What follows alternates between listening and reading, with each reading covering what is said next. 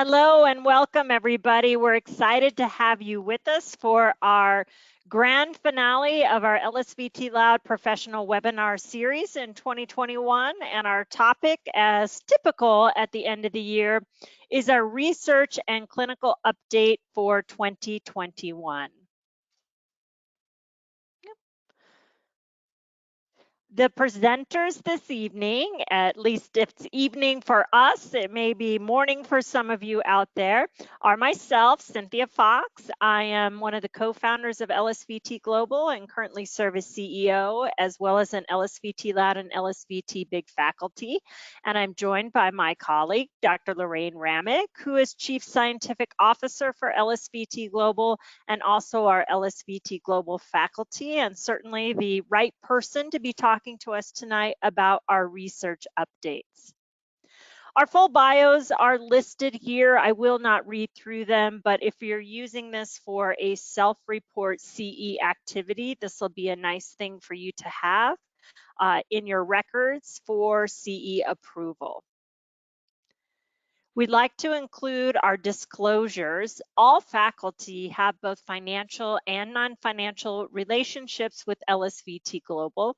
Our non-financial relationships include a preference for LSVT LOUD as a treatment technique. Financial relationships include the fact that Dr. Ramick and myself are both employees of and receive lecture honorarium from, and also have ownership interest in LSVT Global. A few quick housekeeping items and logistics.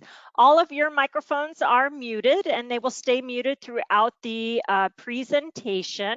At the end, we will have the ability to ask questions, and you can type a question into the question pane at any time. If you have a more complicated question to ask at the end, we can unmute your microphone and you can ask your question. There is a handout of these slides. It was emailed to you this afternoon prior to the start of the course. It's also available in your control panel as a download. If neither of those worked out for you, just let us know, and we can certainly, you can email webinars@lsvtglobal.com, and we'll be sure and get a copy of the handout for you. So you can relax, listen, follow along, and know that you have access to this information. At the end of the webinar, when you close out, a short survey will launch. It will take less than 5 minutes. If you have those few extra minutes to spare, we really do value your feedback on this webinar and all of our webinars so that we continue to make these as valuable as possible to all of you who are listening. A few notes on continuing education activities. So these webinars are available to self-report for CE activity. So unless otherwise noted, however, these are not ASHA or state registered for CEUs, but they can be used for self-reported CE credit as non-registered CEUs. That is, they can count towards your maintenance progress if you choose to self-report your activity. You will receive a certificate after completion of the webinar, which will include your name, date of the webinar, and number of hours and earned. Please know it may take up to 1 to 2 weeks for those to get emailed out. And this webinar is 1 hour in duration, so attendance for the full hour is required to earn that certificate. For more information on acceptable activities for professional development, visit ASHA's website. Completion of the webinar will not be reported to the ASHA CE registry by us, nor can it be added by you. That's what we mean by a non-registered CEU. So you'll want to retain documentation. That certificate, likely the handout that has our bios and our learning objectives. And those licensing requirements for CEs will differ by state. All right, now on to the good stuff. The learning outcomes for this webinar is at the end of it that you will be able to, first of all, recognize the framework for evaluating research evidence, outline the foundational evidence for LSVT LOUD research. So if you're new to LSVT and you don't know the body of research, it'll just be a brief summary of that. And then the exciting stuff, which is summarize our new LSVT research that's come out in 2021. And for our clinical updates, this year we're really focusing on the application of LSVT LOUD beyond Parkinson's disease.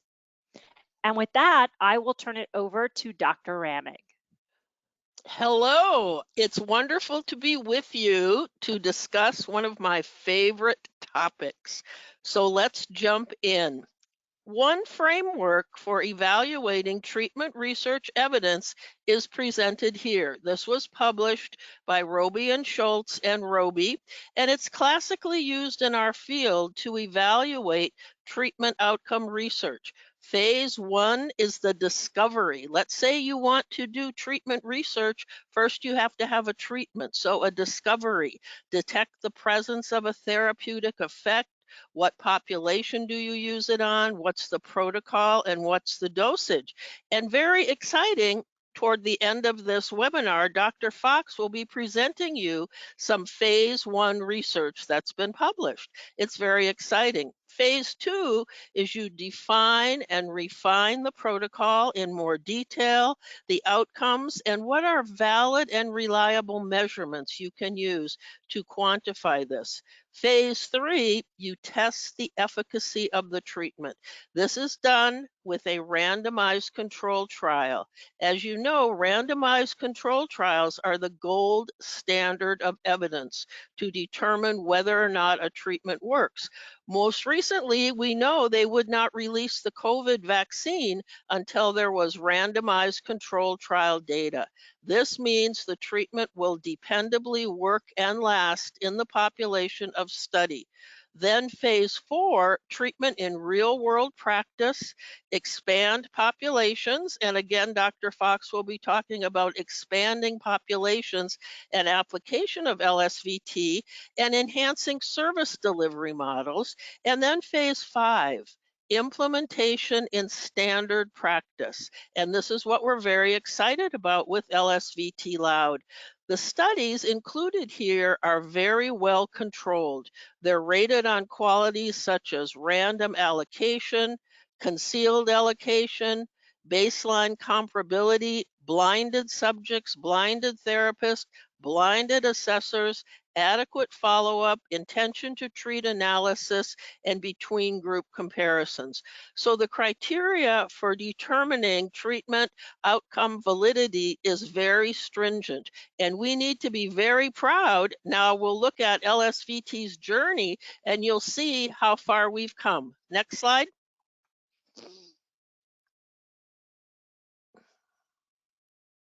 So 30-year journey of LSVT LOUD from invention to scale up.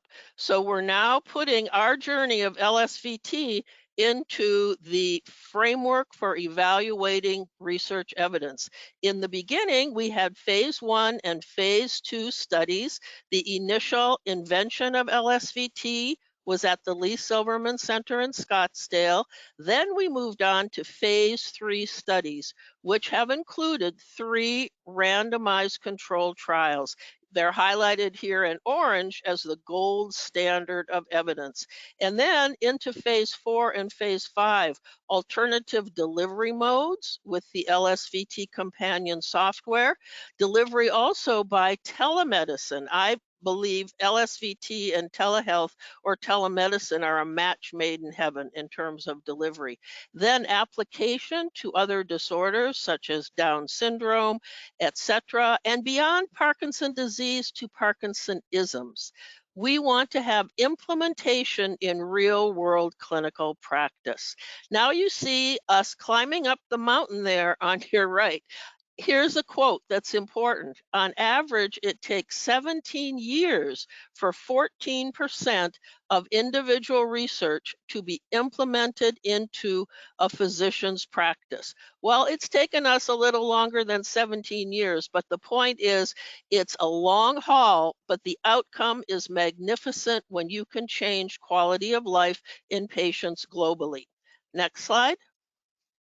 So here are the foundational evidence that supports LSVT LOUD. These are data from 3 randomized control trials. So if you look on the left, you see 3 plots. At the top, all of them are measuring sound pressure level or loudness. At the top, we have the first randomized control trial with 45 patients comparing LSVT to high effort respiratory treatment and ask the question, which one improves sound pressure level most dramatically? We studied these patients pre, post, 6, 12-month follow-up. You see the citations for the publications.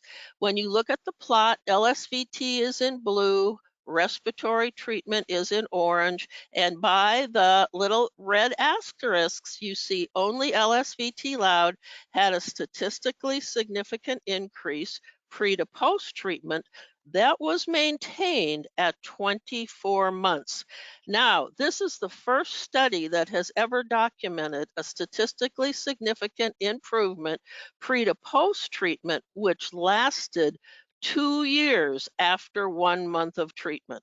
Now, it wasn't that the treatment effect went away, that's when the funding ran out. And so the goal is the treatment effect can be maintained even longer. So this was a very exciting randomized control trial.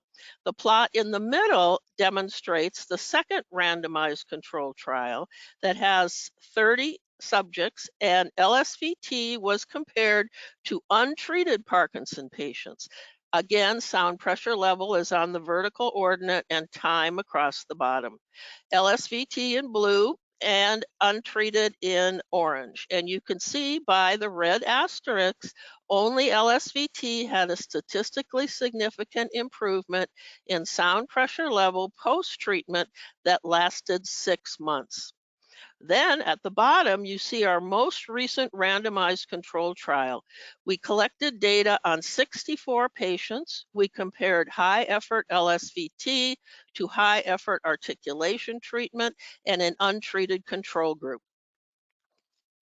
Again, we're plotting sound pressure level, and you can see LSVT in blue, LSVT Artic in orange, and gray is no treatment. Both LSVT LOUD and LSVT Artic had a significant improvement in sound pressure level pre to post treatment, but the magnitude of increase in LSVT was significantly greater, and only LSVT maintained that treatment effect out to 6 months. Now, things to be concerned with are looking at various study designs. All these studies had matched dosage, matched intensity, matched homework, matched therapist enthusiasm, blinded data analysis, unqueued tasks, data collected by someone other than the therapist. It's very exciting to have data that are this strong to support the evidence of LSVT LOUD's effectiveness. Overall, in these studies, we looked at 139 patients, and all the data have been published in highly prestigious journals. So you can be very proud about the foundation of LSVT outcomes that you can stand on as a clinician when you deliver this treatment. Next slide. In addition to these randomized control trial data, we went beyond and we looked at distributed effects across the speech mechanism, neural correlates, and what changed. Starting at the top right, we looked at facial expression pre-post treatment, articulation intelligibility, articulatory acoustics, intonation, the impact on the ear of the listener, speech motor stability, and voice quality. Down the left side, we looked at neural imaging, swallowing, vocal cord closure, aerodynamics, and EMG. The take-home bottom line is loudness training is more than a laryngeal event. LSVT LOUD makes changes across the speech production mechanism, which allows a patient feasibility and generalizing one single treatment target of loudness to make a major impact on overall speech production. Next slide.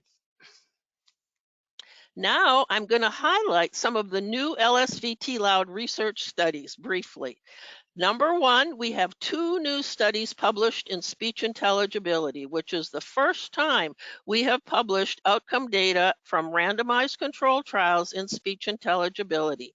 We have a wonderful study on voice quality, a third study on neural imaging, and then I will tell you about our project that LSVT is working with on Google called Project Euphonia. Next slide. So as I said, we have 2 studies looking at the impact of LSVT loud compared to LSVT articulation on speech intelligibility. This first publication was led by Dr. Erica Levy, a colleague of mine at Columbia University in New York, and was published in a Lancet journal. This is a very prestigious journal in the world of neurology. And as you've seen already, we recognize that LSVT has been documented for a range of speech signs. However, the critical question of whether speech is more intelligible after treatment has not been investigated in a randomized control trial. So we hypothesize that intensive speech treatment would improve speech intelligibility in Parkinson's disease. The primary outcome was baseline to post-treatment change in a variable called transcription accuracy. This is recognized as the most objective measure of intelligibility. Next slide. So 117 blinded listeners transcribed baseline and post-treatment speech samples for intelligibility of 57 patients either in voice, articulation, or no treatment. Next slide. Here we have the plotted data. On the vertical ordinate is percent of words transcribed accurately. Across the horizontal, we have time, baseline or pre-treatment and post-treatment. Voice is plotted in a blue solid line, articulation in a dotted red line, and no treatment in a dashed green line. Between group comparison of changes in transcription accuracy from baseline to post-treatment indicated that increases in the voice group were significantly greater than those for both the articulation group and the no treatment group. These findings are really exciting because they're the first randomized controlled trial data to document statistically significant increases in spontaneous speech intelligibility post LSVT loud. Next slide. The second intelligibility test we carried out, or study we carried out, was on single word intelligibility. This was led by Dr. Geraldine Schultz. We used the diagnostic rhyme test, which is an ANSI standard for measuring intelligibility for speech in noise, both MAL and babble noise, and it was used to compare the impact of these 2 treatments on intelligibility across subjects in LSVT loud and LSVT artic. Next slide.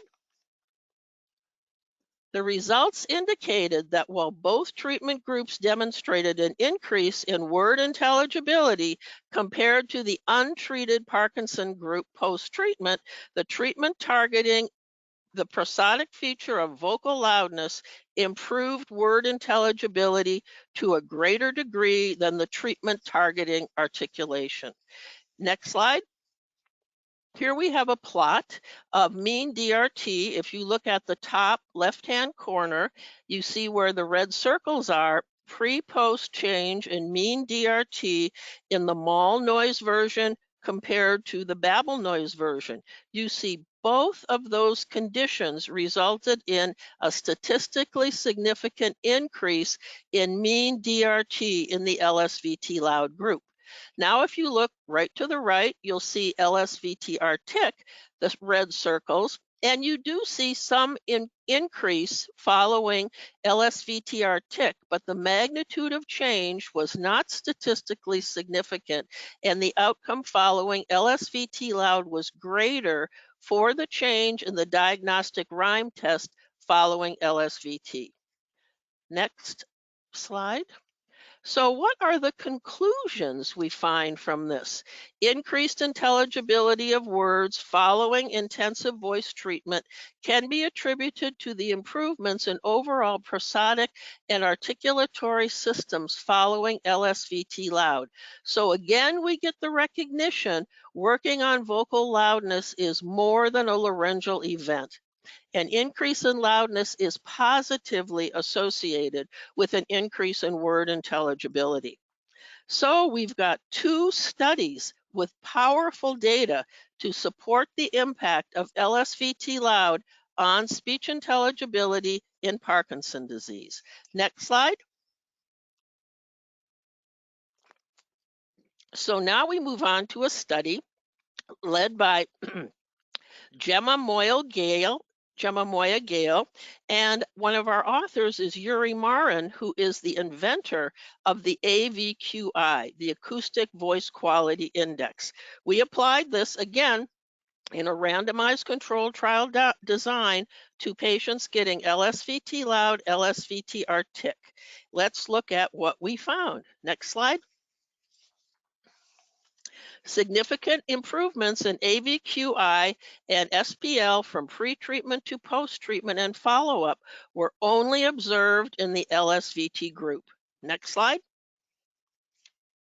And here we have plotted data.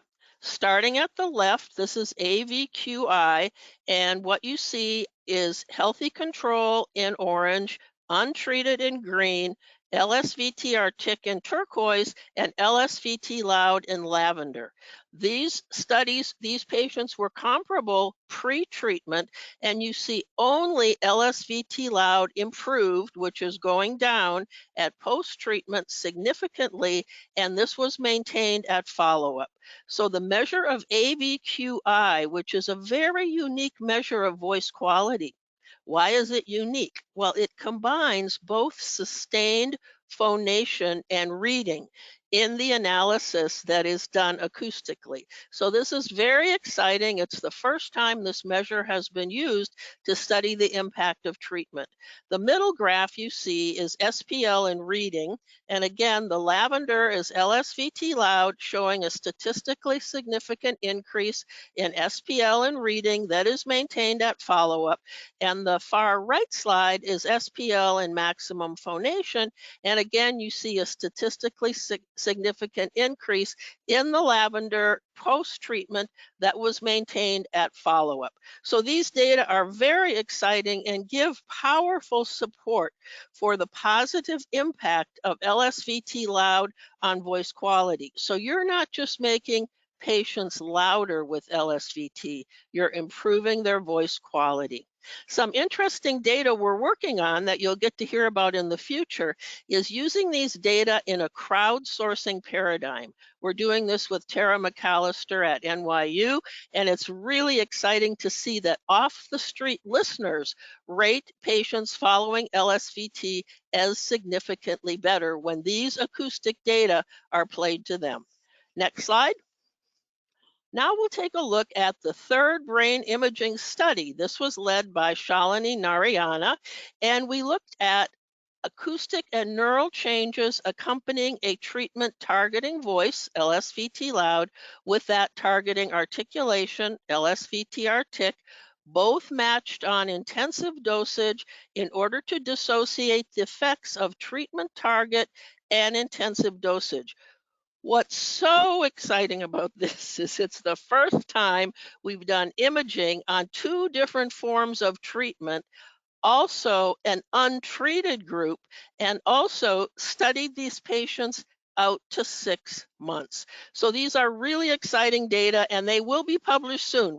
We've submitted them. They had a good review. We're sending the revision back in, so you'll get to see these data.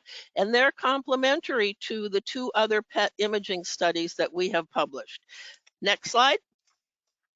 So first, the acoustic measure we made here is very comparable to SPL. It's called CPPS, which is basically a smooth spectral peak prominence. It's being used often in the world of voice.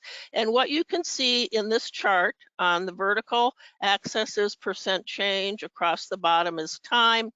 voice or LSVT is orange, our tick is blue, and no treatment is lavender. You see only LSVT LOUD patients had a significant increase in this measure at post-treatment that was maintained at 7-month follow-up. So the bottom line that's important to establish is the magnitude of treatment effects that the patients had in this study, this third PET study, were comparable to the magnitude of LSVT LOUD treatment effects that we have published previously. Next slide. So let's take a look at some brain data. First, let's orient ourselves. If you go to the far left, you see the baseline data looking at the dorsal premotor cortex, primary motor and secondary motor cortices, and at the bottom, the auditory cortex. So those are baseline.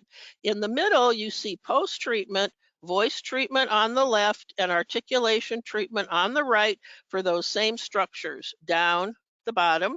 And on the far right, you see the 7-month follow-up data, voice treatment and articulation treatment. So you can note the increased activity in the right hemisphere, motor, premotor areas at post-treatment following intensive articulation and intensive voice treatment. Both had those changes. The right auditory cortex activation was increased at post-treatment only in the intensive voice treatment group. At follow-up, the intensive voice treatment group activation was normalized to the left hemisphere. These are really exciting findings because they support a differential neural impact of these two treatments on these brains of these individuals with Parkinson's disease. Next slide.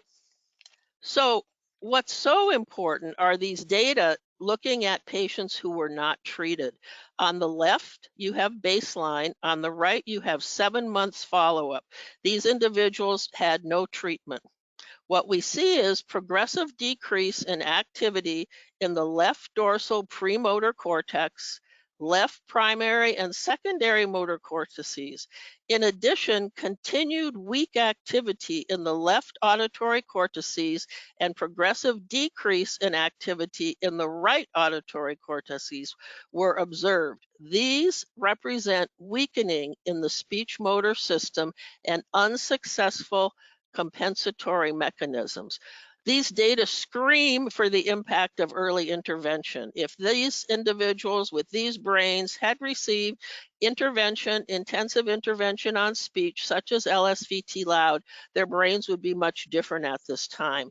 What these data also support, in addition to the motor findings in the treatments, is this issue of the auditory cortex.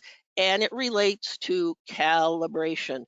You work so hard with your patients on recalibrating them, these neural data actually support the impact on the auditory cortex. Next slide. So now I'm going to introduce you into our project called Project Euphonia. The goal is building a database for automatic speech recognition in Parkinson's disease. We're very excited to be working with Google on this. Next slide.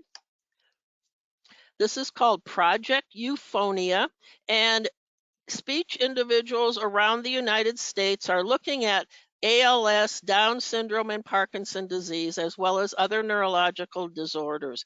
The goal is to allow these speakers with disordered speech to interact with everyday technology, smart devices, computers, phones, to maintain their independence, safety, and enhance communication and quality of life. It's a very well-motivated project, and we're very excited. Next slide. This slide summarizes the work we've done for the past 1.5 years with Google, a pilot study, a phase 1, and a phase 2 study. On the bottom, under the pilot study, you see you can access an on-demand webinar on the LSVT website and a blog that gives you more details in our role in this study. So one of the things we discovered in our work, it was important for our patients to have mentors as they go through gathering data at their home computer. And so we have speech clinicians that serve as mentors. Another thing we learned is sometimes patients with Parkinson's disease are too good when they're recording their voices. And we know that because they respond to cue and they want to do their best. So we broaden the recruiting of patients to include more severe patients such as post-DBS, progressive supranuclear palsy, MSA, etc. And as you see in the far right at the bottom, as up to date, we have over 75,000 phrases we've collected that we're feeding to Google's automatic speech recognition systems to train them how to understand speech and Parkinson's. In our current study, our goal is to collect data on 400 patients. We have data on 100 so far. Next slide. So we need your help. Here is a link for the Project Euphonia interest form. It tells you what we're looking for, who we're looking for, and what happens is patients basically sit at home on their laptop or with their iPhone and record a series of phrases which then get sent off to Google. It's a very easy project for patients. It worked great during the pandemic when we couldn't go out of the house because everyone could collect their data from their home computer. And we've been very grateful to the various Parkinson groups listed here, the World Parkinson Coalition, Carol Walton, the Parkinson Alliance, Davis Finney, Michael Oken at the University of Florida for referring patients to us. And certainly, if you have patients or you are a patient and want to participate in Google, this flyer will tell you how to do that. So in conclusion, next slide. Here is a listing of some of the articles that were published related to LSVT during 2001. There is a rich published literature, and as we talked in the beginning about the different phases of treatment research, most of these studies are phase 1 or phase 2. They are not randomized controlled trials except the ones that we've done in our research, but they are developing and growing larger databases for evidence of the effectiveness of LSVT, both internationally, the impact on swallowing, the impact on other disorders, which you'll hear about in a moment. So if you're interested in doing research, reach out to LSVT Global. We are happy to help. We also offer research grants for doing treatment research. And the summary statement is be very, very proud of this research base that supports the value of what you're doing with LSVT LOUD. And now we'll go back to Dr. Fox. Thank you so much. It's just really astounding to see, after 30 years, the continued evidence that's being produced and the continued pursuit of knowledge. Not just does treatment work, but how does it work? What are the mechanisms of change? And how can that ultimately improve our care in the lives of people with Parkinson's disease? And, you know, as Dr. Ramick just said, that it gives you confidence as a clinician that doing the treatment as learned when we do LSVT LOUD training and certification, you can have great confidence. What we're going to do now is take a bit of a shift. We always do a core research update, but also a bit of our clinical update spin in these end of our year webinars. And our focus this year is really, what about LSVT LOUD beyond Parkinson's disease? And so, as you just heard, we have this established treatment approach, massive data that is really a role model for how to do, I think, treatment research in our field, and the persistence in the pursuit of knowledge, 30 plus years. But in that opening Roby and Schultz phases of research, really phase 4 research is taking a treatment that has established efficacy, which basically means safety and effectiveness, and applying it to different populations. We're very familiar with this phenomenon in many of our neuropharmacological treatments that are out there. It was developed for one type of perhaps illness or something, but then suddenly we're like, well, it may have a reach beyond that. And the same can be said of behavioral treatments once that basic safety and efficacy has been established. And that's what we're going to focus on now. So why? Why would we think about LSVT LOUD beyond Parkinson's? These are the three key concepts of LSVT LOUD. First of all, the target is voice. And in Parkinson's, what that means is scaling up voice. They're too soft, they have hypokinesia, we need to increase amplitude of effort. But ultimately, across any condition, what we are training is healthy vocal loudness. The mode of delivery is intensive and high effort, which is consistent with principles of motor learning and activity-dependent neuroplasticity.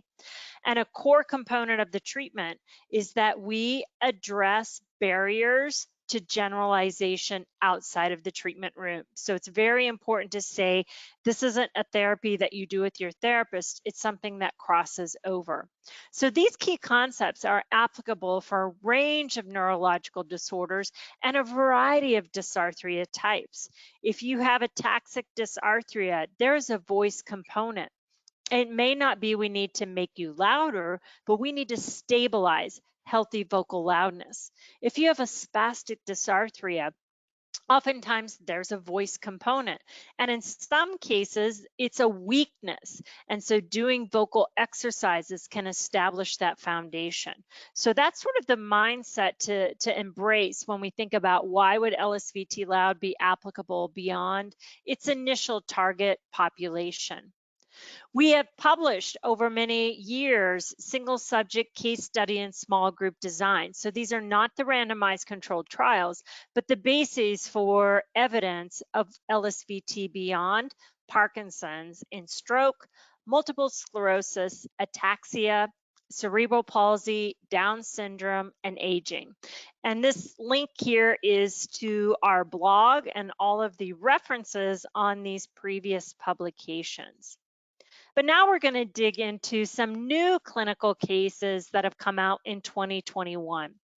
So here's a list of publications that have come out looking at a case study in autism spectrum disorder, a small group design in multiple sclerosis, the children with cerebral palsy and drooling, and this publication was actually the protocol for the study. I was recently in touch with the author.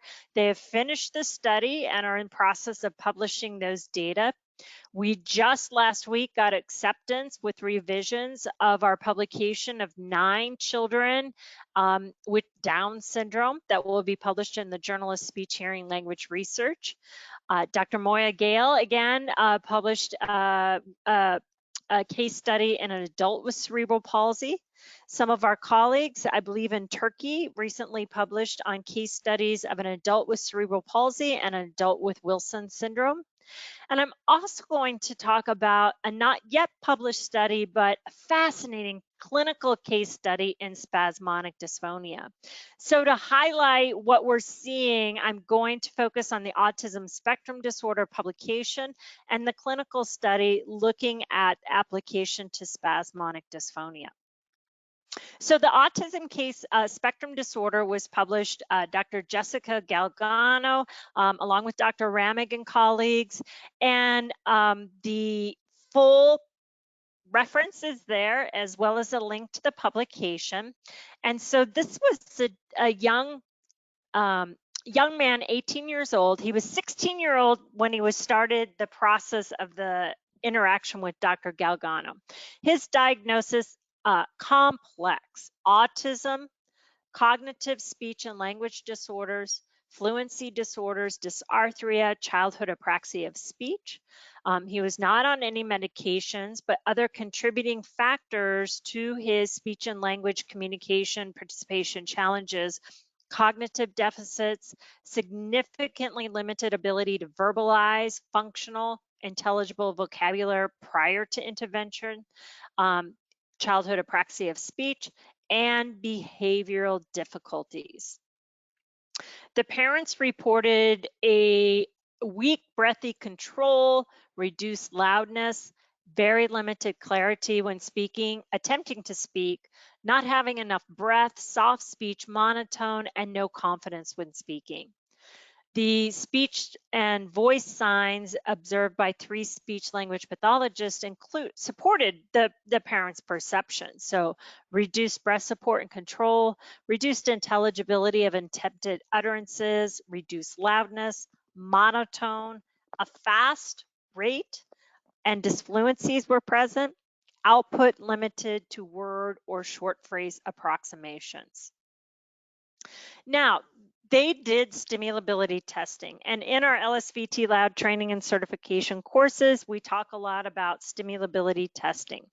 And he had a lot of negative, what we consider negative prognostic variables.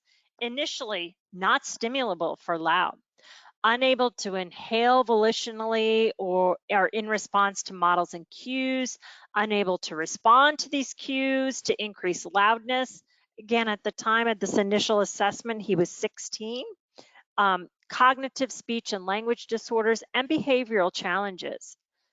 That being said, some of his positive prognostic variables were that the client and parent level of motivation to attempt to acquire some functional verbal communication was very, very high.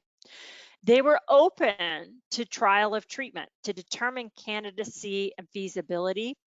There was a behavioral therapist available to co-treat, and they used AAC with behavioral therapists and psychoanalysts to help with communication. So, as Dr. Jessica Galgano, who was the treating SLP and the first author in that study, basically was like, how could I say no? So, and when the young gentleman was asked about his general speech goals, he used AAC to express, have to be honest, my finding the ability to start and carry full conversations is my intent for the future. So she went for it. And this is, I'm only going to have time to just do some key highlights, but really wonderfully described in the full article. Did an 18-month, basically preparatory treatment protocol to get him ready for the full intensive LSVT LOUD treatment. In short, in the first 6 months, they basically established a response to multi-sensory modal models with faded cueing. In the next 6 months, acquiring the stamina to complete 2 of the daily exercises. In the next chunk of time, establish competency in performing all aspects of LSVT in 1 hour, which then led to the implementation and delivery of LSVT LOUD Gold Standard. What we're going to listen to now is a video, and there's no actual video, it's more audio, but you're going to hear his ah in that pre-treatment preparatory phase. I'm playing the sample twice because it's pretty short and soft. Then you're going to hear him when he's well into his treatment phase, again, 18 months later, doing the ah and then doing some of his functional phrases.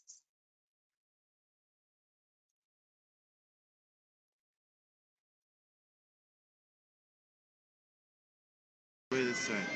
1, 2.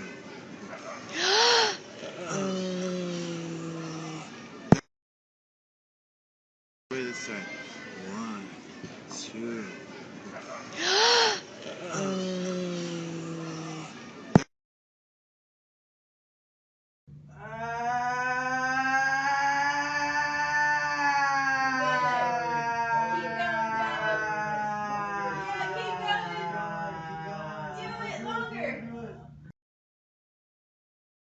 Hello, how are you? I know. Good job, Joe. Goodbye. Take Okay. care. Goodbye to God. Excellent. Nice and loud. Think shout. Thank you very much. Thank you very much. Good. Watch me, Joe. Thank you very much. Thank you very much. Good. Keep it loud. You focus on me? Yeah. Excuse me, please. Ice cream, please. Nice job, Joe. Hi, Mom. I love you. Hi, Mom. I love you. Good job. What are you doing? What are you doing? Good job, Joe. Yes, please. Yes. What's going on? What's going on? Nice and loud, Joe. Keep it loud. What's going on? What's going on? Why? Again. Where are we going? Good, but even louder. Let's go back to why. Say why. That's it. Where are we going? Where are we going? Good job. Wow, that was clear.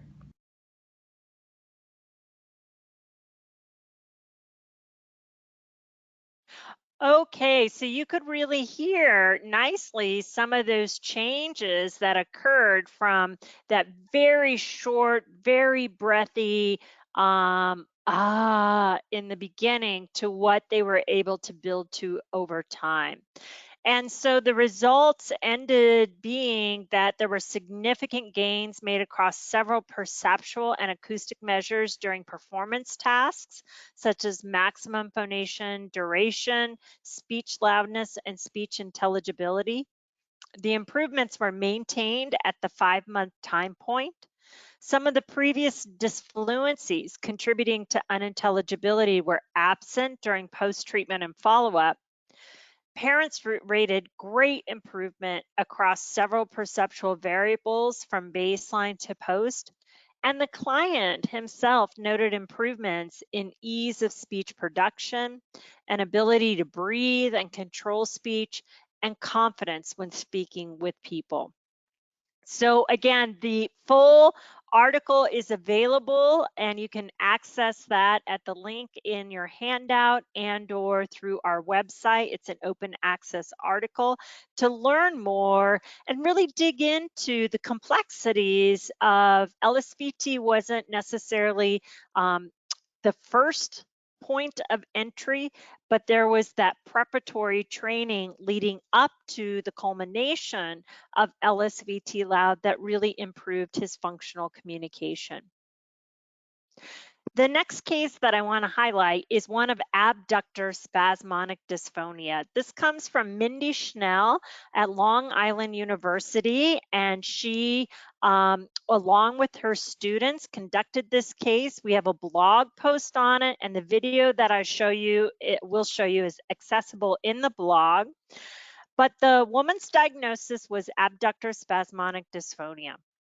No medication, but she had Botox injections. Her contributing factors were exhausting, unintelligible, broken, and breathy speech. She had to quit working as an RN due to, quote, unreliable, sick-sounding voice. She was receiving top care from some of the world's experts in spasmodic dysphonia and the use of Botox for it. And actually, it was her neurologist who strongly recommended LSVT, as her neurologist had seen positive improvements in previous individuals with abductor spasmodic dysphonia. So she came to Mindy. Mindy then consulted with our staff about how shall I proceed? How shall we do this? And they did indeed treat her with LSVT LOUD. Mindy was the supervising clinician and therapist, as well as some of her LSVT LOUD trained students. And this video came one day to us from Mindy and Meredith, and it was such a gift of terms of hope and the idea that give everybody a chance. So we'll watch this video now.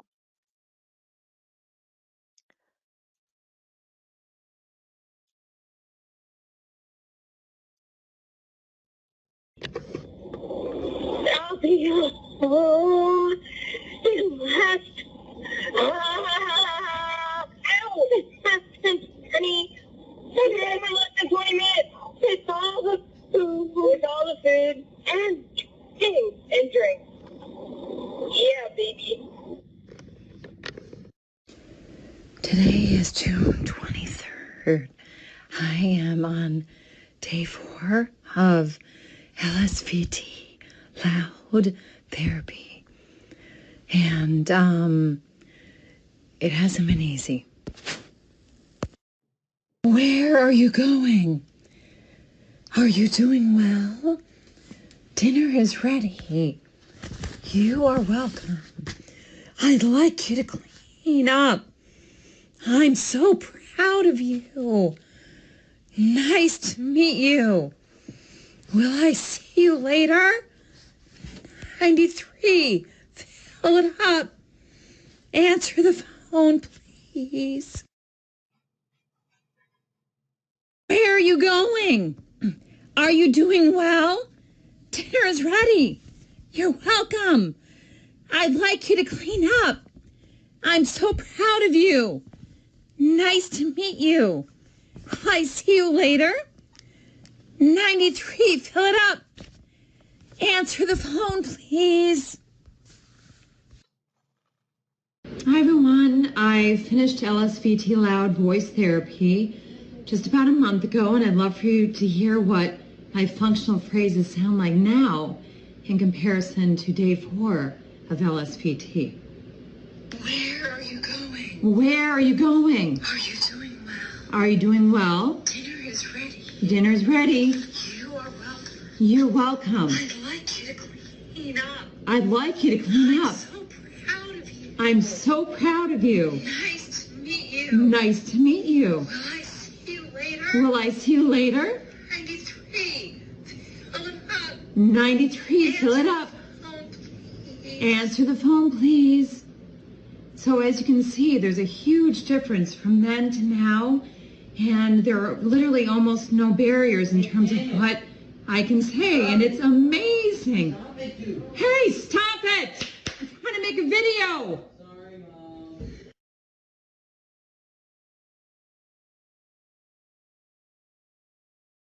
So I hope you love that as much as I do. Just really a phenomenal outcome, and Meredith is passionate about sharing her story. And so a few of the results: she increased her duration from 4 seconds to 20 seconds with good loudness, pitch range increases, vocal loudness consistently with the normal range in conversation at the end of 4 weeks. Her therapist, Mindy, reported, most importantly, she came to therapy each day with another first functional speech act in 18 months' time, such as calling her children in another room, answering the phone, speaking with the neighbor, making an appointment, ordering a meal. And at her 3-month follow-up, it indicated further improvement, including her vocal handicap index of 1, which is normal, compared to 103 severe, which is where she started pre-treatment. And these were some quotes from Meredith herself. Before LSVT LOUD, I would say I was in the depression stage of grieving for my lost voice. Speech touches every aspect of one's life, your function, identity, livelihood, and self-expression. To have it disappear from a disorder of unknown etiology without any effective treatment so far was horrific. LSVT LOUD therapy has literally given me my life back. My voice isn't perfect, but you'd be hard pressed to know that I even have abductor spasmodic dysphonia. I'm able to talk freely, give my nursing certification, keep my nursing certifications current, and most importantly, nag my teenagers and husband. After a year and a half, I have a lot of catching up to do. I am heard and I am grateful. So when we think about LSVT LOUD beyond Parkinson's disease, it is a decision-making process. And LSVT LOUD is not for everyone, but it is another powerful tool in your clinical toolbox that can be valuable for some diagnoses. When thinking about LSVT LOUD beyond Parkinson's, consider the medical diagnosis, stimulability testing results, clinical judgment, and client and family discussions should guide that decision process. And if you are LSVT LOUD certified, you've gone through the training and you know about our stimulability and trial treatment process. If not, it's a key piece of what we teach in our training course so that you can make these decisions about whether or not LSVT LOUD would be applicable. But we like to say, and I think Meredith is a beautiful example, give everyone a chance. Don't discount successful treatment options just because a condition is severe, advanced, or complex. The outcomes in some cases can be very impressive with that focus on the foundation of voice and healthy vocal loudness, that intensive and high effort treatment with that carryover component of calibration. And for many of these individuals, any functional oral communication can dramatically improve quality of life in these severely disordered communication situations, even if some additional supplementation is required. So in summary, LSVT LOUD is an effective treatment for people with Parkinson's based on solid theory and over 30 years of continuous research evidence. Our ongoing research offers further insights into mechanisms of treatment-related change and global clinical implementation. This foundation of evidence provides confidence in outcomes for both you as a clinician and clients alike. And the clinical application in that stage 4 of the Roby and Schultz model of research extends beyond Parkinson's. There's growing evidence in a range of adult and pediatric populations. And so research evidence and clinical insights guide effective use of LSVT LOUD to other populations. So join us next month when we talk about the origins of LSVT LOUD and how they shaped the effective treatment we deliver. If you'd like to learn more, that will be resumed in the new year, Tuesday, January 25th at 8 p.m. Eastern Time. And now we certainly do have time to take a few questions. So feel free to type your question in the question box on your control panel. If you think about questions later, you can always email info@lsvtglobal.com. And if you are an LSVT certified clinician, we have our weekly office hours every Wednesday from 8 to 8:30 p.m. Drop in, ask one question, ask 10 questions. We're there for 30 minutes and we're happy to chat with you.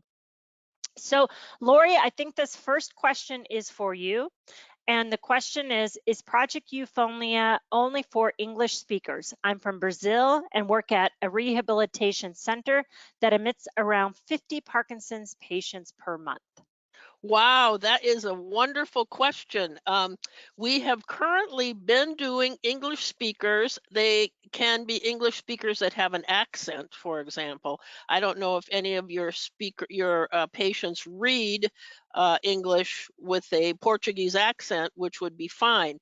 But just last week, Google has asked us to reach out to Japanese speakers and Indian speakers. And now that you've told me about, I assume your speakers are Portuguese, is that right? Portuguese speaking. I'll just assume. Yes, I think true. assume that. Yes, yeah. She says yes, yes. Okay, so I can report that to them as well. If you have any questions, I would click on the link and send them in. And if you do have any Portuguese speakers, native Portuguese speakers who do read English, even with a strong accent, that would be fantastic. And so reach out to us. We have a research coordinator that answers lots of questions on that link. And if you send in an email, we would love to have you be part of this project. That would be fantastic. And I'm going to talk to Google tomorrow, so I'll bring it up. Excellent. This is wonderful. This is not a question, but just wanted to note that Terry, who has written in, says, I have ABSD and found the blog video that you just showed, and actually have talked to Meredith personally. I've been doing LSVT loud therapy for approximately 3 months with the Cleveland Clinic therapist, and I am also seeing big improvements, thankfully. So I don't think it's a fluke that it can also help folks with spasmodic dysphonia. Smile, smile, smile, smile. Thank you for all your work. It's giving people like me and others hope. Beautiful. Love Great. that. Thank you for sharing, Terry. One more question, and then we'll be at our top of the hour. And Lori, I'll give this to you, and then I can add something as needed. How do you keep patients motivated to continue exercises post-LSVT when there is limited access to groups?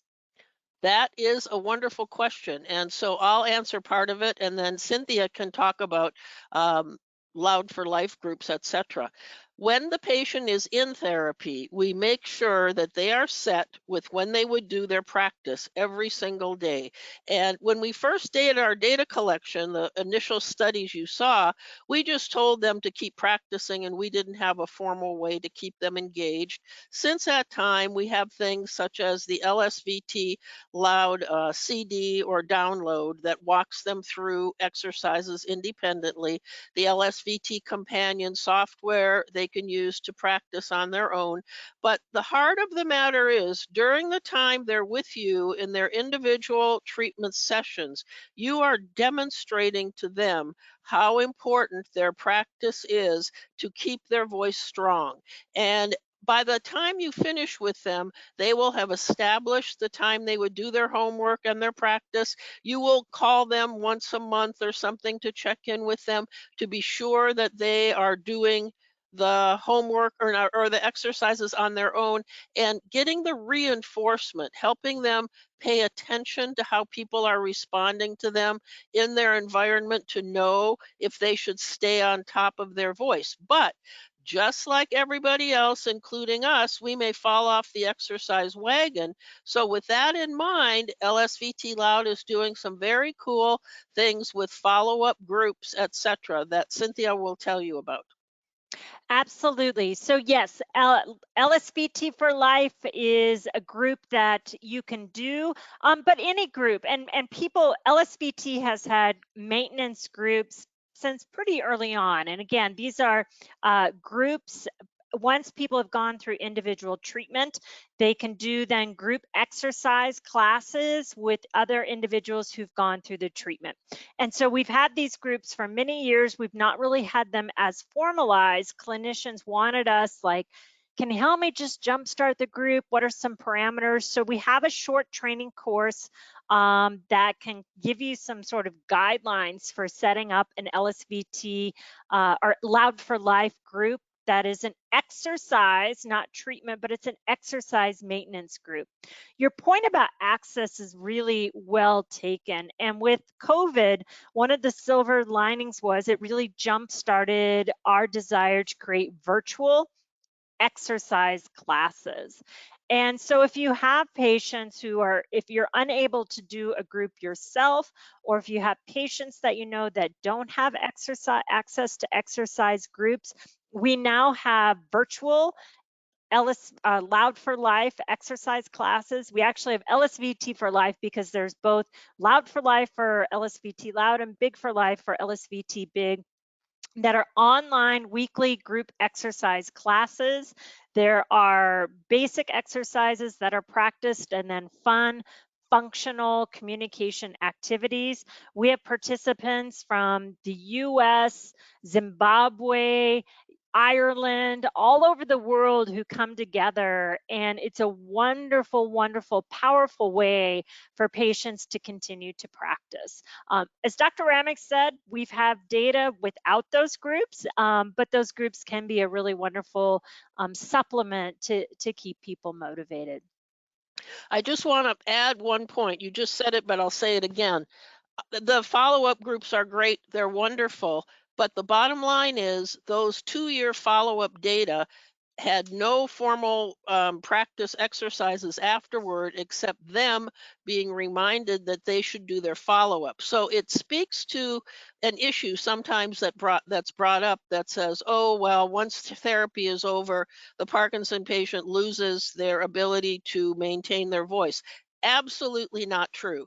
If LSVT LOUD is done correctly and the patients are motivated, and even if they don't practice every single day, they understand what they need to feel like to make people hear and understand them, they absolutely maintain their voices. Will they maintain them even better with more fun with a group of patients? Sure, just like us. And so it's a win-win across the board.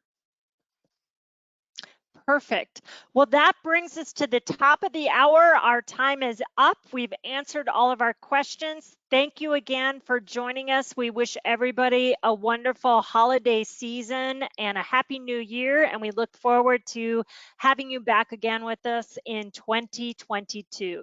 Stay safe, stay healthy, and we'll catch you next year. Bye.